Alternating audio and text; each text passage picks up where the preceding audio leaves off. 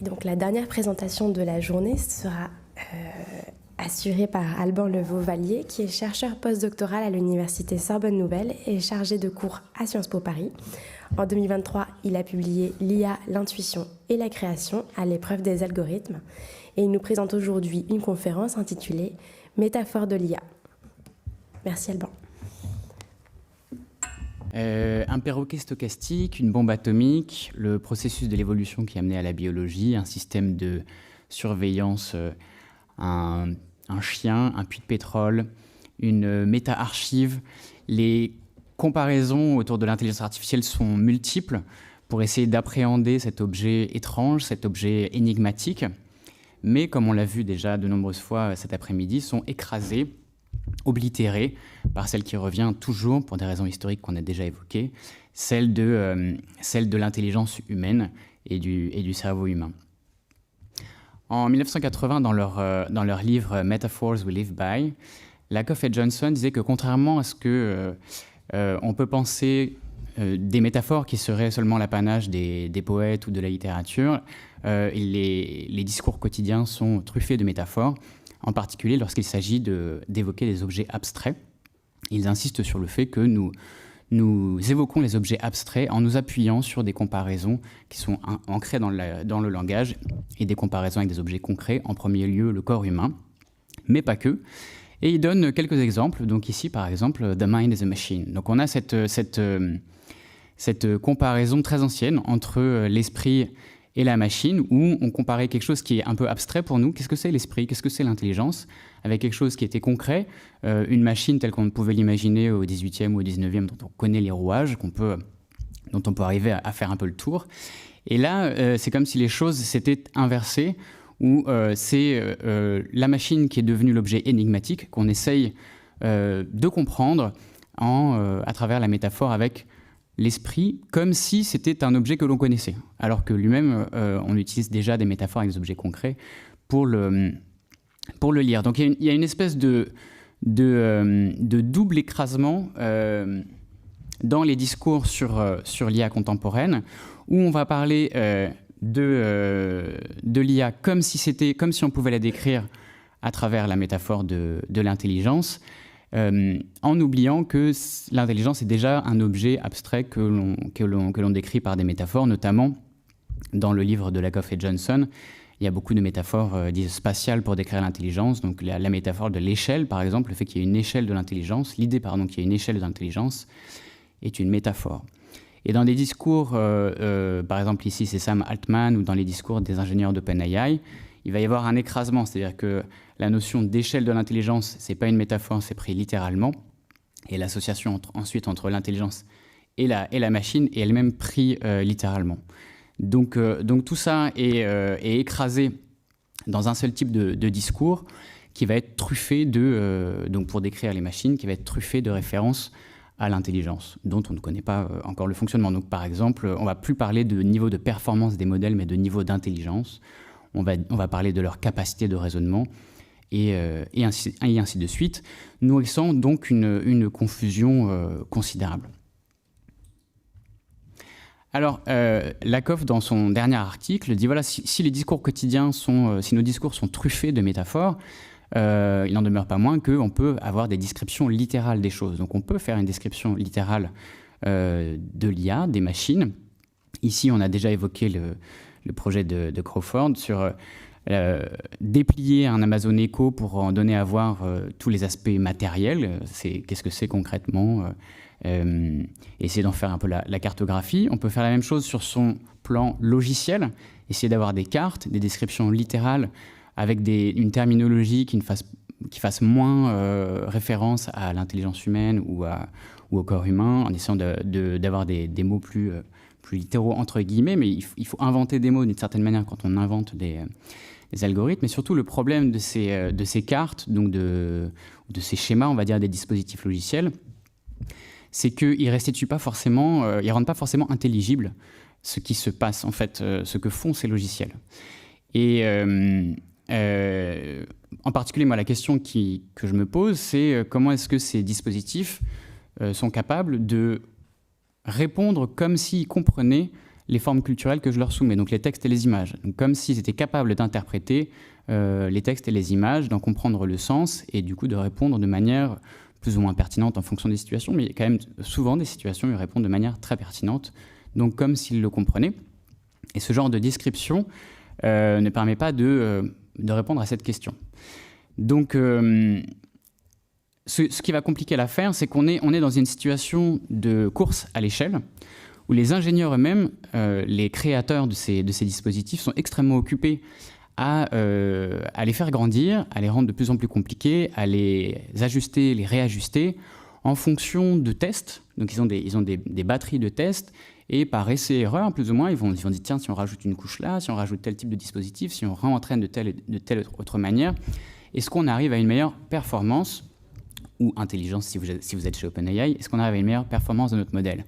Et ils ne vont pas prendre le temps de se poser ce genre de questions, d'essayer de le décrire de manière plus précise et d'élucider son fonctionnement. C'est une grande course où tout le monde, par essai-erreur, essaye depuis 2017-2018 à qui fera le plus grand modèle avec le plus de données possible pour battre les autres et capturer le marché. Avec des effets d'échelle qui ne sont pas encore compris et qui demandent du coup, ça va exiger un énorme effort théorique pour comprendre pourquoi ça s'est mis à marcher, pourquoi il y a ces effets d'échelle, en sortant de la fascination que ça a pu occasionner et fascination qui s'est traduite par une sorte de... tout le monde s'est rabattu sur le plus petit dénominateur commun pour interpréter ce qui se passait. Donc la communauté des ingénieurs, des gens qui travaillent sur ces machines, se sont tous rabattus sur le plus petit dénominateur commun, qui est la comparaison avec l'émergence de l'intelligence dans la biologie, avec l'intelligence humaine, et donc voilà, on a des articles comme celui-là, par exemple, qui parlent de capacité émergente, sans chercher à être plus littéral que cela. Donc... je ne vais pas chercher non plus à être littéral, je vais revenir sur la notion d'espace latent. C'est à mon avis également la notion centrale pour comprendre comment est-ce que ces dispositifs manipulent, interprètent, transforment les formes culturelles, donc mots, images, sons, etc. Et c'est une notion, là aussi, énigmatique, compliquée, difficile, donc, dont on peut faire une description littérale et qu'on peut aussi approcher par des comparaisons. Et donc, je vais essayer de faire les deux brièvement. D'abord, une description plus ou moins littérale, on va dire, une description assez rapide pour vous donner un peu une idée de ce que c'est. Et ensuite, je vais proposer quelques comparaisons. L'objectif, c'est donc d'arriver à mieux faire le tour, mieux appréhender, avoir une meilleure intuition de qu'est-ce que c'est que ces espaces latents, qu'est-ce qu'ils font des formes culturelles, comment est-ce qu'il est possible qu'ils arrivent à les manipuler comme s'ils les comprenaient, entre guillemets. Alors pour s'en donner une version vraiment extrêmement simplifiée, on peut dire que ici, pour un algorithme qui apprendrait à traiter des images, eh bien, il partirait d'une collection d'images, donc ici des chats et des chiens, et une manière de décrire son entraînement, une manière très simplifiée, ce serait de dire qu'il apprend à les classer en fonction des caractéristiques qu'il décèle, et il apprend à les classer dans des espaces multidimensionnels, comme ça a déjà été évoqué. Qu'est-ce que ça veut dire ? Je vais vous en montrer des représentations très simples. Là, par exemple, il les a classés dans un espace en une dimension en fonction de leur taille. Et il aurait pu les classer en 2 dimensions, dans un espace en 2 dimensions en fonction de leur taille et de leur couleur. Ou encore en 3 dimensions en fonction de leur taille et de leur couleur et de la forme des oreilles, par exemple. Et donc là, vous voyez, on a les objets qui sont classés dans un espace multidimensionnel en fonction des caractéristiques, chaque dimension de l'espace correspondant à une caractéristique. Donc on l'a déjà vu, c'est beaucoup plus compliqué puisqu'il y a une compression, les dimensions de l'espace ne correspondent pas à une caractéristique mais à plusieurs, on ne sait pas auxquelles. Et puis surtout, on n'est pas en 3 dimensions, on est en 10 000 dimensions peut-être. Donc on va rester en 3 dimensions.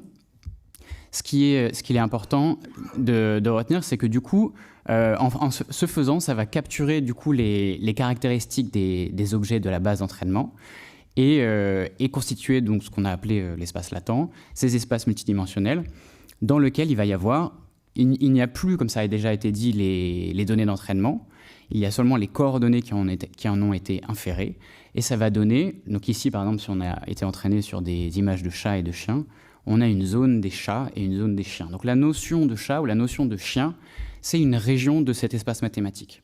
C'est une région de l'espace latent. Et du coup, si vous demandez à l'algorithme, vous le promptez en décrivant un chien, c'est comme s'il allait chercher dans la zone le chien aux caractéristiques correspondantes. Vous dites, je veux telle taille, telle forme d'oreille, telle couleur, et il va vous le donner. Alors, une deuxième chose très importante, c'est que vous pouvez faire, ce sont des espaces continus. Donc, vous pouvez faire ce qu'on appelle de l'interpolation, c'est-à-dire aller entre les données. Donc, par exemple, aller entre la zone des chats et des chiens et dire produis-moi une forme de cette zone-là. Et donc, vous avez un chat-chien, par exemple, ou un grenouille-lapin, si vous voulez. Donc, c'est des espaces continus dans lesquels vous avez une infinité de formes possibles, puisqu'on est dans le continu, mais non une exhaustivité, puisqu'elle est déterminée par la base de données d'entraînement.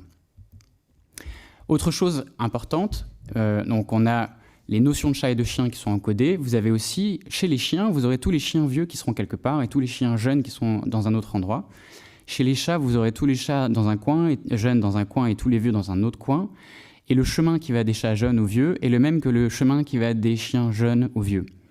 Donc mathématiquement, c'est formulé de la manière suivante. Vous avez le vecteur qui décrit le vieillissement des chats est le même que le vecteur qui décrit le vieillissement des chiens. Donc vous avez encodé non seulement la notion de chat et de chien, mais aussi une qualité qui est l'âge, par exemple. Et donc vous pouvez dire, on peut les faire grandir. Donc vous aviez ces images au début des gaines qui ont été évoquées, où du coup on peut manipuler les qualités des objets, parce que non seulement les notions sont encodées, mais également les qualités, donc avoir des lunettes, ne pas avoir de lunettes, sourire, ne pas sourire. Et on peut les manipuler, ce sont des objets mathématiques sur lesquels on peut faire de la géométrie. Donc là, très rapidement, je suis désolé, c'est un petit peu au pas de course. Ça, c'était pour les images, vous en donnez un petit peu une idée. Pour le langage, et c'est plus le langage qui va guider ma réflexion ensuite. Donc, comme ça a été évoqué, chaque mot du vocabulaire va être un vecteur. Donc ça, c'est un dispositif très simple qui a été présenté en 2013. Chaque mot du vocabulaire est un vecteur, et ensuite, on va entraîner le dispositif avec des méthodes de texte à trous, mais on n'a pas besoin de rentrer dans le détail. Le dispositif va être entraîné à associer chaque mot du vocabulaire à tous les autres mots du vocabulaire, en donnant à chaque fois la probabilité pour que l'autre mot soit dans son voisinage ou pas. Et par ce simple procédé, on a constitution là aussi d'un espace latent où les mots vont être rangés en fonction de leur similarité. Ici, la similarité, en fait, c'est la substituabilité. C'est est-ce qu'un mot ou un autre peuvent apparaître dans le même contexte. Et donc là, visualisé assez simplement, vous aurez du coup hélicoptère, drone, rocket qui sont au même endroit, enfin proches, et loin de la zone où il y a goose, eagle, bee qui seront eux aussi également proches. Alors donc là, on a du coup les mots sont rangés, on va dire, classés par similarité, par proximité et par distance.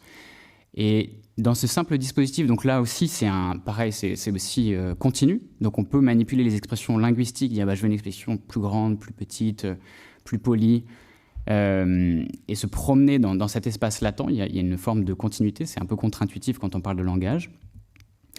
Et la surprise qui est apparue dès 2013, c'est que par ce dispositif aussi simple, où on range les mots par proximité et distance, entre guillemets, les chercheurs se sont rendus compte qu'il y avait eu encodage également d'analogie. C'est-à-dire ce que la Koruna est à la République tchèque, on le retrouve si on applique le même vecteur. Le même vecteur sera le zloty à la Pologne. Donc alors ici, de manière visuelle, c'est peut-être un peu plus clair. Donc là, de la même manière que vous aviez le vecteur du vieillissement dans les images, là on a le vecteur du genre, par exemple, qui est représenté ici. Le chemin qui amène du mot king au mot queen est le même que le chemin qui amène du mot man au mot woman, à peu près. Et du coup, on a encodage dans l'espace latent des analogies. Donc ça permet de comprendre... donc là, on est dans un dispositif très simple, présenté en 2013, qui permet de comprendre comment les expressions linguistiques sont rangées, comment il est possible que ça ait pu encoder aussi des choses plus compliquées que simplement les expressions linguistiques, là en l'occurrence les relations d'analogie entre les mots. On ne sait pas à quoi ressemblent les espaces latents des grands modèles de langage, mais on se dit que ça nous donne une intuition, ce qu'on a compris à partir de ce système simplifié de 2013, ça nous donne une intuition de ce qui peut se passer dans les grands modèles de langage. Il y a un encodage de notions et il y a un encodage de relations entre les notions.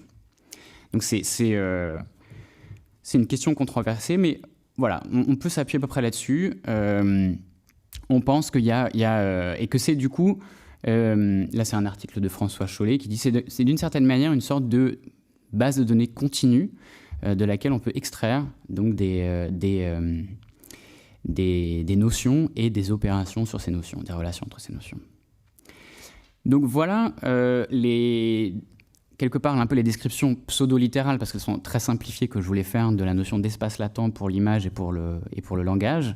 Et maintenant, je voudrais vous proposer quelques comparaisons pour essayer de mieux appréhender, mais comment ça se fait que ces dispositifs soient capables de produire un semblant d'intelligibilité. Alors il y a une comparaison qui revient et qui, à mon avis, va être très populaire, qui est celle du monde des idées platoniciens. Ici, c'est un article de plusieurs chercheurs du MIT qui disent « c'est intéressant, on remarque que les espaces latents de différents algorithmes ont tendance à converger. On retrouve les mêmes relations entre les formes culturelles encodées. Et est-ce qu'elles ne convergeraient pas, alors je caricature, je me permets, mais est-ce qu'elles ne convergeraient pas vers la véritable représentation des lois sous-jacentes à la réalité, quoi. C'est un peu ce qu'ils sous-entendent, enfin ce que sous-entendent pas, ce qu'ils disent dans leur article. Et autant je veux bien qu'effectivement les différents espaces latents convergent, et le même encodage de la palette des couleurs, autant sur toutes sortes d'autres choses, ça me paraît extrêmement dangereux comme position. On en a parlé déjà à de nombreuses reprises. Ces espaces latents sont tributaires de leur base de données d'entraînement, qui ne sont jamais exhaustives, donc ils ne vont certainement pas converger vers les lois sous-jacentes à la réalité, quoi. Mais bon, donc c'est quelque chose qu'on peut trouver là chez les chercheurs. C'est pas totalement inintéressant, parce qu'on a l'idée d'une sorte de géométrie sous-jacente aux données qui encode les notions. Donc, bon, pourquoi pas. La comparaison avec les essences platoniciennes n'est pas totalement inintéressante, même si elle est politiquement dangereuse, puisqu'elle laisse penser que il y aurait les lois universelles de la réalité sous-jacente qui seraient capturées. L'idée de monde des idées platoniciens, c'est aussi quelque chose qu'on trouve dans le domaine des images. Donc là, c'est Boris Eldagson, le photographe qui a été célèbre pour avoir gagné le prix Sony avec une image générée et qui a eu son moment de gloire, donc grâce à ça, et qui déclarait dans une interview dans le Guardian que pour lui, les images, les modèles, les grands modèles apprenaient la théorie platonicienne des choses. Voilà, il disait, nous, on voit des centaines de tables dans nos vies, mais les modèles voient des milliers et des milliers de tables, donc la représentation interne qu'ils en ont est plus proche de l'essence de table que nous. Là aussi, opinion éminemment contestable, puisqu'elle sous-entend là encore qu'on sous-tendrait vers quelque chose, une forme d'universalité à partir de ces dispositifs éminemment biaisés et situés. Une autre comparaison qui fait dans la même phrase, quasiment dans la même phrase, qui est pourtant un peu différente mais pas inintéressante, il dit voilà, ces dispositifs capturent la connaissance de notre inconscient collectif. Alors ça, la notion d'inconscient collectif, c'est pas inintéressant. Donc là, on n'est pas loin du platonisme, c'est plutôt le néoplatonisme de Carl Jung, avec l'idée qu'il y a un inconscient collectif dans lequel il y a des archétypes, et que ces archétypes s'expriment dans l'imaginaire individuel et collectif. Avec là aussi le problème que chez Carl Jung, cet imaginaire collectif a l'air d'être anhistorique et aculturel, il a l'air d'être commun, et il a passé beaucoup de temps à essayer de faire des comparaisons entre les différentes productions culturelles pour montrer les parallèles. Donc ça pose problème, mais là aussi la comparaison n'est pas inintéressante, parce qu'avec la notion d'archétype, pourquoi pas, effectivement, c'est une comparaison qui n'est pas inintéressante pour aider à appréhender la notion d'entité encodée dans un espace latent. Et donc ce que je vais vous proposer pour cette dernière partie, c'est de proposer une autre comparaison. J'avais commencé en fait à faire une comparaison avec la bibliothèque d'Aby Warburg. Donc ce bibliomane ou bibliophile et historien de l'art de la fin du 19e et du début du 20e siècle, qui a constitué une gigantesque bibliothèque d'abord de livres et puis ensuite d'images, qu'il présentait et qu'il organisait par similarité, par affinité, selon ce qu'il appelait la loi du bon voisinage, où il mettait les livres qu'il mettait les uns à côté des autres étaient les livres dont il pensait que si quelqu'un venait chercher le livre A, il fallait qu'il ait une bonne surprise en trouvant le livre B qui aurait été classé à côté. Donc c'était pas un classement alphabétique ou par chronologie ou par thématique, mais plutôt par des affinités assez difficiles à capturer. Mais cette idée de classement des productions culturelles par similarité ou en tout cas par affinité m'avait frappé, m'avait intéressé. Le fait qu'il y avait aussi une intermédialité dans son projet, de prendre à la fois en compte les images et les textes, sans hiérarchiser entre les types d'œuvres. Il pouvait mettre aussi bien des photographies de presse que des reproductions de tableaux de la Renaissance. Et l'idée que du coup, il pouvait suivre des motifs culturels à travers le temps ou les géographies, et de dire, tiens, ce geste d'une golfeuse, en fait, il y a un écho avec ce geste dans tel tableau de la Renaissance, qui lui-même a un écho avec telle statue antique.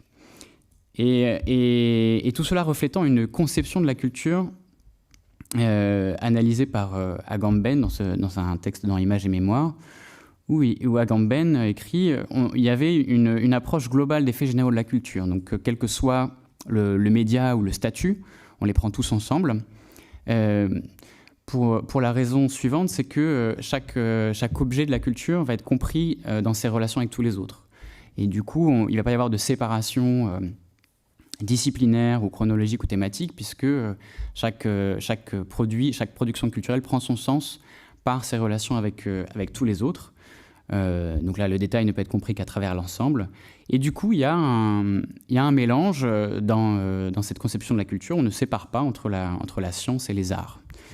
Et Agamben, là aussi, fait une comparaison d'ailleurs avec Jung, en disant qu'il y a une certaine idée d'une vitalité des symboles, comme une vie des symboles qui vont se mélanger, avoir un sens qui s'inverse.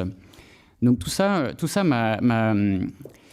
j'y ai vu une très grande affinité, de nombreuses comparaisons avec aujourd'hui les grands modèles qui vont aussi avoir une sorte d'approche globale des faits généraux de la culture, situer les productions culturelles les unes par rapport aux autres, et sans doute le fait qu'ils arrivent à donner du sens à une forme culturelle, c'est parce qu'elle a été reliée à toutes les autres de la base de données. Mais je me suis rendu compte qu'en fait, ce qui m'intéressait là-dedans, c'était pas tellement la bibliothèque de Warburg, c'était en fait sa manière, à travers son projet de bibliothèque, de poursuivre une sorte de conception de la science et de la culture héritée de la Renaissance. Donc je me suis en fait, ça va être mon dernier point, je me suis rendu compte qu'il y avait un pont très troublant entre la manière dont les grands modèles approchent la culture, dans son ensemble, donc à la fois les objets scientifiques et les objets artistiques et littéraires, les images et les textes, et ce que Michel Foucault appelle l'épistémé de la Renaissance dans Les mots et les choses, dans ce chapitre qui s'appelle La prose du monde, où il dit voilà, dans l'épistémé de la Renaissance, donc la manière de concevoir le savoir, l'important n'est pas la certitude ou l'ordre des choses ou les séparations disciplinaires ou autres, ça va venir ensuite avec la modernité. L'important, il y a plusieurs choses qui sont importantes, mais la première est ce qu'il appelle la convenance, qui peut se définir par deux choses. Soit est-ce que, en gros, chaque chose s'interprète par ses relations avec toutes les autres du monde, et avec une attention particulière au voisinage. Donc est-ce que c'est un voisinage, et qui peuvent être des voisinages par l'espace, donc est-ce que ce sont des choses voisines, par exemple le poisson et l'eau, ou un voisinage par la ressemblance, par exemple telle espèce de poisson avec telle plante. Et dans l'épistémé de la Renaissance, le savoir va se fonder là-dessus. On va considérer on sait que telle plante guérit telle maladie parce qu'elle a tel signe, telle ressemblance avec, par exemple, la main, et donc on sait qu'elle guérit les maladies de la main. J'invente pendant que je vous parle, mais disons qu'on va du coup se fonder sur ces ressemblances pour justifier pour légitimer le savoir. Et donc dans les éléments fondamentaux, on va dire les composants fondamentaux de l'épistémé de la Renaissance, il y a d'abord cette convenance, la ressemblance, qui moi évidemment m'a fait penser à ce que font les espaces latents, qui est de rapprocher les formes culturelles par ressemblance aussi, ou voisinage, selon des dimensions qu'on ne connaît pas, mais qui peuvent être très nombreuses.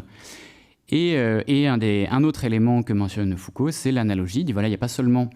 les choses ne sont pas seulement reliées par convenance, mais également par analogie, c'est-à-dire qu'il va y avoir aussi prise en compte des ressemblances plus subtiles des rapports. Donc, par exemple, le rapport entre l'humain et les étoiles va avoir une correspondance entre le rapport et tel élément et tel autre élément, ou le rapport entre telle humeur et la bile va être un écho au rapport entre tel animal et telle plante, également. Donc là, j'y vois une résonance forte, là aussi, avec ce que je pouvais présenter tout à l'heure, du fait que les espaces latents, à partir de l'organisation des formes culturelles par ressemblance, par voisinage, vont réussir à capturer des rapports analogiques entre ces formes culturelles, et sans doute des rapports plus complexes que les analogies simples auxquelles on peut penser, et qui leur permettent de répondre à des questions compliquées qu'on peut leur poser. Et à cette époque, les projets de bibliothèque, d'ailleurs, avaient déjà, en fait, quelque part, les principes que Aby Warburg a pu vouloir appliquer à la fin du 19e au début du 20e siècle. Donc Foucault cite la bibliothèque de la Croix du Maine, qui imaginait une sorte de bibliothèque parfaite, de bibliothèque idéale, où là, le classement aussi se fait selon les figures du voisinage, de la parenté, de l'analogie, en fonction du coup de ce qu'on pense qui se trame dans le monde, de ce dont on imagine que se trame dans le monde lui-même, donc en fonction de la subordination que prescrit le monde lui-même, comme l'écrit Michel Foucault. Et du coup, cela va avec une conception de la science qui peut être déroutante pour nous. Donc Buffon, un jour, s'étonnera qu'on puisse trouver chez un naturaliste comme Aldrovandi un mélange inextricable de descriptions exactes, de citations rapportées, de fables sans critique, de remarques portant indifféremment sur l'anatomie, les blasons, l'habitat, les valeurs mythologiques d'un animal, sur les usages qu'on peut en faire dans la médecine ou dans la magie. En effet, pour Aldrovandi et ses contemporains, tout cela est legenda, chose à lire. Impossible de choisir entre le métier de naturaliste et celui de compilateur. Il faut recueillir tout ce qui a été vu et entendu, tout ce qui a été raconté par la nature et les hommes. Là aussi, on ne peut pas s'empêcher de penser à la manière dont les grands modèles se sont constitués, c'est-à-dire en collectant tout ce qu'il est possible de collecter comme forme culturelle. Et du coup, en encodant dans leurs espaces latents des notions de ces formes culturelles qui mélangent à la fois des commentaires inexacts pris sur Reddit, par exemple, ou des articles de Wikipédia. Tout cela avant une partition pour Michel Foucault qui va avoir lieu avec la modernité, qui va se faire entre l'art et les sciences, on va dire la littérature et les sciences, ou l'imaginaire et le fait. Et donc Michel Foucault décrire, voilà, avec Don Quichotte, Don Quichotte va marquer quelque part une sorte de divorce entre le langage et le monde, divorce qui n'existait pas, qui est difficile, qui est peut-être un petit peu inintelligible pour nous, où à l'âge de la Renaissance, le monde, c'était les choses qui parlaient elles-mêmes, en fait, et on ne faisait que collecter le discours des choses, avec un statut de l'imaginaire qu'il est difficile aussi pour nous d'appréhender aujourd'hui, mais où il n'y avait pas forcément de séparation entre ce qui est imaginaire et ce qui ne l'est pas. Alors que nous, on a déployé beaucoup d'efforts pour instaurer cette séparation, et du coup un statut du fou, bon ça Foucault en a parlé dans notre livre, et un statut de l'imaginaire qui va, avec la modernité, du coup être condamné, en même temps que la réforme et la contre-réforme va condamner les idoles, donc les images dans les églises, les statues. Il va y avoir une condamnation de l'imagination, considérer que c'est un processus où il y a des entités imaginaires qui amènent l'homme à pécher, et que de la même manière qu'il faut enlever les statues et les tableaux des églises, il faut que les humains s'acharnent à plutôt aller vers la raison que vers l'imagination, dans une partition qui pour nous est évidente, mais qui en fait avant cela ne l'était pas du tout. Alors pour conclure, ce que cette comparaison me permet de proposer comme idée un peu folle, c'est que dans l'épistémé de la Renaissance, on a du coup toutes les entités du monde sont reliées les unes aux autres, Et dans ces liens, il y a des ensembles qui se dégagent, des entités, des liens entre des parties du corps humain, des plantes, des planètes, des mois de l'année, et qui vont correspondre à une manière d'organiser le monde en disant, voilà, par exemple, telle planète correspond à telle plante, correspond à telle partie du corps et permet de le soigner. Et c'est cette organisation qui va être condamnée ensuite par l'Église comme étant démoniaque, les démons étant à la fois ceux qui étaient considérés par l'épistémé de la Renaissance comme étant dans le monde, mais qui va ensuite, avec la partition, être considéré par l'Église comme étant dans l'imaginaire, et de dire les démons sont des créatures imaginaires, et vont être ensuite donc pourchassés. Et puis, cette notion va perdre totalement son sens ensuite à la faveur de la modernité et du rationalisme. Donc ici, je cite Culiano, dans la pensée de la Renaissance, le concept de nature est beaucoup plus large que le nôtre, puisqu'il comprend aussi toutes sortes d'existences non quantifiables, dieux, héros, démons, etc., dont nous n'avons plus aucune idée, faute de jamais les avoir rencontrés et observés. Et donc c'était le sens de la magie et de l'astrologie, c'était d'utiliser ces existences non quantifiables, immatérielles, dieux ou héros ou démons, qu'aujourd'hui on appellerait imaginaires, mais qu'à l'époque, il n'y avait pas cette partition entre imaginaire et non imaginaire. Et Culiano de relier ça avec la notion de fantasme, de dire après on va appeler ça plutôt des fantasmes, notamment au 19e avec la naissance de la psychanalyse. Et à la Renaissance, on considérait qu'effectivement c'était l'endroit où les démons s'exprimaient le plus fortement, c'était dans le sens interne, donc dans ce qu'ils appellent le sens interne, et ce que nous on appellera ensuite l'imagination. Pourquoi je vous raconte tout ça, vous avez peut-être l'impression que je me suis beaucoup éloigné de notre sujet, c'est que une première manière de présenter les grands modèles de langage, donc ici c'est Sundar Pichai en 2021 qui présente le modèle lambda à une conférence Google, et il présente le modèle lambda non comme un interlocuteur, en fait ça c'est un effet de ChatGPT. C'est novembre 2022 ou 23, novembre 2023. À partir de ce moment-là, il y a eu vraiment un avant, un après, on s'est mis à considérer que c'était des interlocuteurs. Mais c'est une interface qui a été constituée, qui a été construite. Il a fallu réentraîner le modèle de langage pour qu'il réponde comme un interlocuteur. Avant ça, il y avait différents types d'interfaces, il y avait un tâtonnement. Et là, l'interface auquel ils avaient pensé, c'était plutôt de dire l'outil qu'on vous propose, c'est un outil pour pouvoir dialoguer avec n'importe quelle entité. Et de manière assez intéressante, l'exemple qu'ils ont donné, c'est une planète. Donc, quand on s'intéresse à l'astrologie de la Renaissance, c'est rigolo. Et donc, dans la démonstration, du coup, Sundar Pichai dialogue avec Pluton. Et Pluton répond, en fait. Donc là, le grand modèle de langage incarne Pluton, entre guillemets. Donc, on est, en fait, dans l'espace latent, dans la notion Pluton, et ça parle comme si c'était Pluton. Donc, il y a une espèce de réactivation intéressante de la notion d'entité non humaine capable de parler, qui résonne avec un moment civilisationnel où on se pose des questions. Donc on a évoqué tout à l'heure l'agentivité, on se pose des questions sur le fait que l'humain serait le seul à pouvoir être un interlocuteur. Est-ce que, donc là c'est quelques exemples, est-ce que les entités naturelles pourraient s'exprimer? Est-ce que donc il y a des gens qui parlent à leur mort, il y a un grand renouveau des psychédéliques avec les usagers de psychédéliques qui parlent de rencontres avec des entités non incarnées lors de leur consommation de psychédéliques. Donc il y a quelque chose qui se passe autour de l'idée d'entités non humaines ou non incarnées ou non matérielles, avec lesquelles ou incarnées pour des entités naturelles, avec lesquelles on peut discuter, qui seraient quand même des interlocuteurs, qui seraient quand même doués d'une certaine agentivité, notamment le travail de Vinciane Desprez sur les morts. Et d'une certaine manière, c'est comme si les grands modèles, en fait, réalisaient ça. C'est comme si, à défaut de pouvoir l'imaginer, moi personnellement je n'arrive pas à croire à des entités non incarnées, je ne parle pas avec mes morts et je prends pas de... Enfin voilà, j'ai pas de...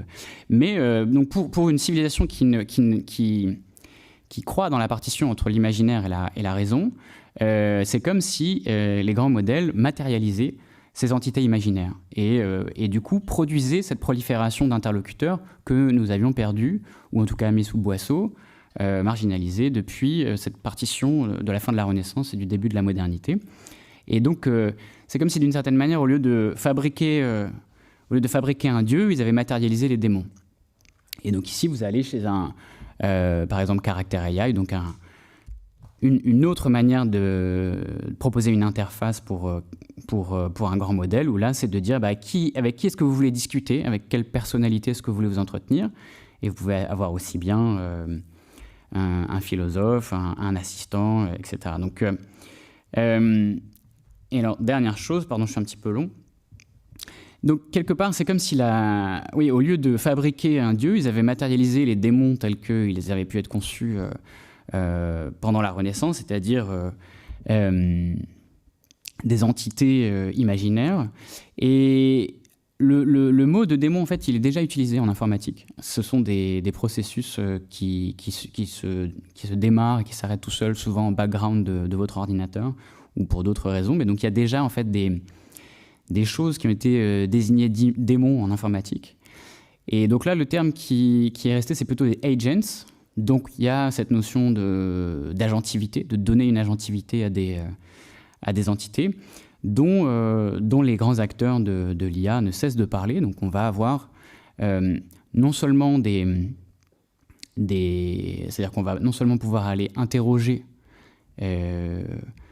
ChatGPT ou les grands modèles, etc., mais il va y avoir aussi des programmes, des entités, il faut trouver le bon mot, démon est un peu trop chargé, mais qui vont être autorisées, ou en tout cas ça va être organisé pour qu'elles puissent aller réaliser des opérations, acheter des billets de train, réserver des places de concert, etc. Donc avoir un effet, en fait, avoir des actions concrètes, entre guillemets. Ce qui, là encore, résonne avec cette espèce d'absence de partition entre entités imaginaires et entités réelles dans l'épistémé de la Renaissance, puisque là, on a des entités qui étaient imaginaires, en fait, qui sont des productions des espaces latents de ces dispositifs, mais qui vont servir, en fait, à des dispositifs qui vont avoir un effet dans le monde réel. Avec, du coup, dans la collection d'interlocuteurs possibles, juste pour terminer, hein, on a donc effectivement, on peut avoir des gens morts, des assistants, ou dans tous les rôles que ces dispositifs peuvent jouer, en fait, il y a aussi le rôle de l'IA tel qu'il a été imaginé par la science-fiction. Donc ça, c'est une remarque de Frédéric Kaplan dans un article à paraître à la fin de l'année dans un ouvrage collectif. Frédéric Kaplan, d'ailleurs, avait lui aussi fait la comparaison avec les démons, en disant écrire un prompt, c'est un peu comme invoquer un démon. Et qui fait cette remarque, qui dit finalement les mythes de l'IA maléfique, de l'IA qui veut la singularité, de l'IA qui veut effacer l'humain, c'est un scénario. Et dans l'espace latent des grands modèles de langage, il y a tous les scénarios qui ont été écrits. Ils ont tous été encodés. Donc le scénario de l'IA maléfique, il est dedans. Et du coup, la singularité, d'une certaine manière, pourrait avoir lieu, non pas parce qu'on pense que l'IA va devenir intelligente ou super intelligente, mais parce que c'est un scénario qui est inscrit dans l'espace latent, qui a été capturé par l'espace latent, et qu'on est en passe de vouloir, pas libérer, mais en tout cas relâcher dans le monde réel, d'une certaine manière, en tout cas déjà au moins sur Internet, faire des opérations, des dispositifs extraits de ces grands modèles. Voilà, donc j'ai été un petit peu trop long, je suis désolé, mais du coup, voilà, plutôt que de souscrire au discours qui déplore l'impossible intelligibilité des grands modèles et de ce qu'ils font avec toute la thématique autour de la boîte noire, j'ai voulu proposer du coup des descriptions de ce que c'est que l'espace latent et des formes de comparaison qui puissent nous donner un peu une idée de ce qui se passe. En l'occurrence, du coup, on aurait là donc des dispositifs qui relient, qui rassemblent, qui assemblent toutes les formes culturelles entre elles, de manière à capturer les relations et les articulations, et de manière assez surprenante pour peupler notre monde moderne, sceptique, d'entités imaginaires matérialisées, et faire parler les concepts, aussi bien des concepts de mathématiques, de physique, nos morts, des personnages de fiction, des entités naturelles, et tout un bestiaire de créatures imaginaires qu'on a encore à découvrir. Je vous remercie.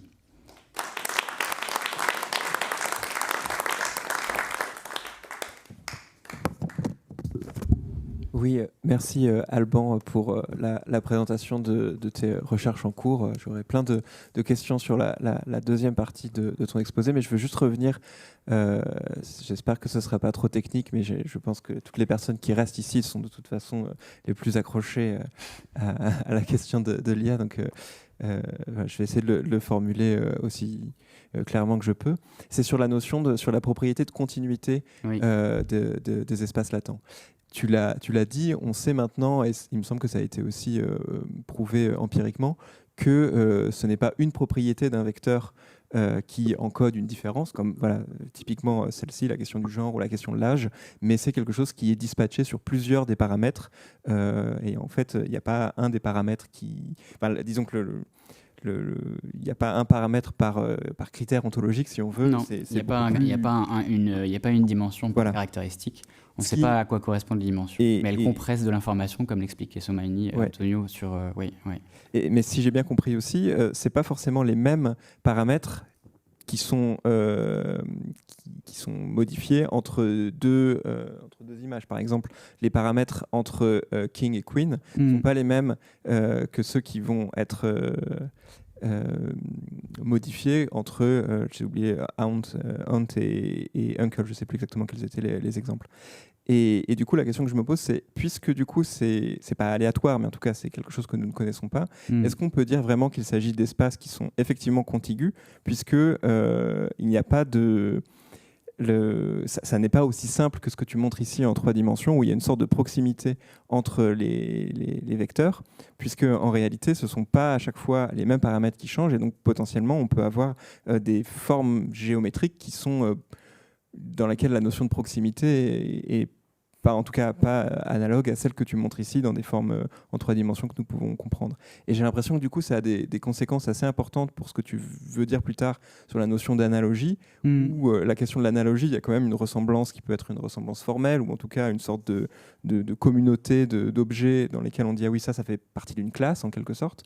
Est-ce qu'on peut penser avec cette manière-là, alors que si je comprends bien, ce que ces espaces décrivent, ce serait presque des relations entre 2 points qui peuvent être très éloignés, mais qui ont quand même une proximité un peu paradoxale, puisque leur éloignement n'empêche pas leur proximité. Je ne sais pas si je me fais bien comprendre. Leur ressemblance.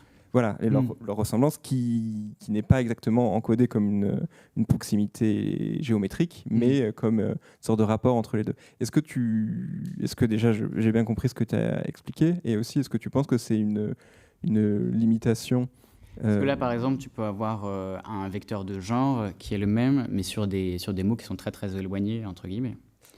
Est-ce que ce vecteur de genre, il est identique à chaque fois entre les deux paires différentes? Pas tout à fait, en fait. En réalité, alors on ne sait pas très bien. C'est quand même très flou.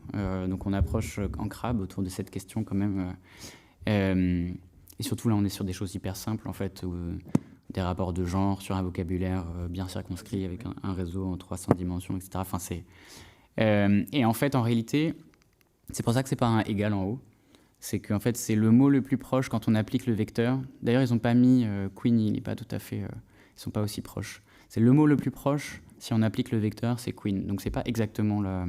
Ça, c'est sur le résultat, mais est-ce que les 2 vecteurs jaunes sont exactement identiques? Est-ce que chacun des paramètres du vecteur sont exactement identiques? Alors là, oui, l'idée, c'est d'appliquer le vecteur qui va de man à woman, de l'appliquer à King.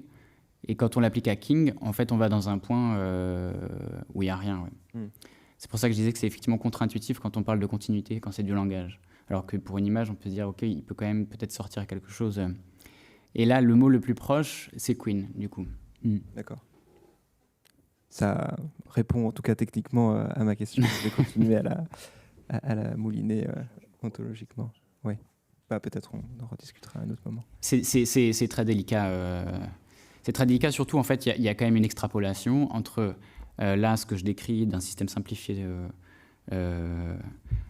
et de ce qui se passe dans les grands modèles en production, ou les ingénieurs eux-mêmes. Et je vais voir des ingénieurs pour les interroger sur ça, et je vois bien qu'ils sont occupés à autre chose. Ils sont occupés à les faire rendre plus performants et à travailler l'alignement, etc. Mais pas à se dire, bah tiens, quand j'ai répondu à ça... Ou alors s'ils le font, c'est pour des questions de sécurité, entre guillemets. C'est pour réussir à censurer certaines réponses, certaines manières de... Mais pas pour des questions de théorisation. Merci. On va pouvoir prendre une dernière question. Il y a Simon qui... Ce sera la dernière. Après ça, nous allons devoir libérer la salle. Merci beaucoup, c'était très stimulant, mais en même temps, moi qui suis une grande admiratrice de Warburg, je suis un petit peu perplexe parce que ces grands modèles, on a dit qu'ils étaient quand même très prédictifs et très simplistes, par exemple, à cause de leurs sources notamment. Et donc, le paradigme de la femme efficace au bureau, c'est une femme stéréotypée avec des grands talons blanches, etc. Par rapport à la complexité des affects qu'il y a dans les formes que Warburg cherchait. Et même, vous parlez de la notion d'épistémé de la Renaissance. Sans doute qu'il y a quelque chose de vrai, mais cet épistème-là, il est encore une fois, il me semble simple. Par exemple, à la Renaissance, il y avait l'idée du merveilleux qui dépasse la connaissance, qui surprend. Est-ce qu'il y a des images qui nous surprennent quand on fait des prompts? Pas vraiment. Oui, non, je souscris à votre...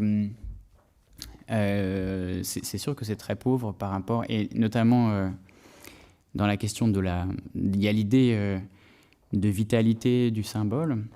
Et là, d'une certaine manière, ça le met en scène avec ces interlocuteurs auxquels on peut poser des questions. Donc vous pouvez jouer à poser des questions à Socrate, mais c'est très pauvre, effectivement. C'est certainement pas une vitalité des idées socratiques. Il y a quelque chose qui a été décalqué par les grands modèles de l'imaginaire, mais qui ne restitue pas sa vitalité, pas sa complexité. Je suis entièrement d'accord avec vous. Mais qui, à mon avis, nous amène, et c'est plus ça que je veux faire, nous amène à nous interroger sur quelle conception on a de l'imaginaire. En particulier, quand on voit que ce projet il est guidé par un stéréotype de l'intelligence, une caricature de l'intelligence qui est procédurale, en maîtrise d'elle-même, et où quelque chose comme l'imaginaire, qui serait quelque chose de plus autonome, n'a pas sa place du tout. Enfin, n'est pas théorisé, quoi. Dans les petits schémas de Yann Lequin, quand il s'amuse quand il cherche à décrire à quoi ressemble selon lui l'intelligence, ça tient dans un cerveau, quoi. Il n'y a pas de dehors, il n'y a pas de vitalité des symboles, en tout cas. Donc ça pour moi, c'est quelque part ce que je voudrais montrer, c'est qu'il y a une sorte de...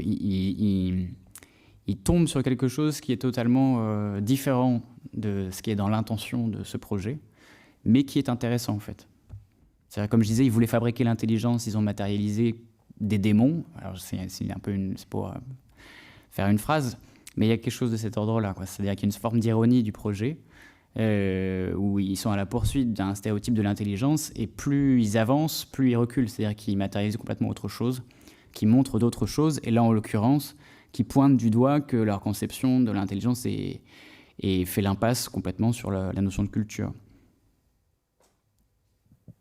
Merci. Merci à vous.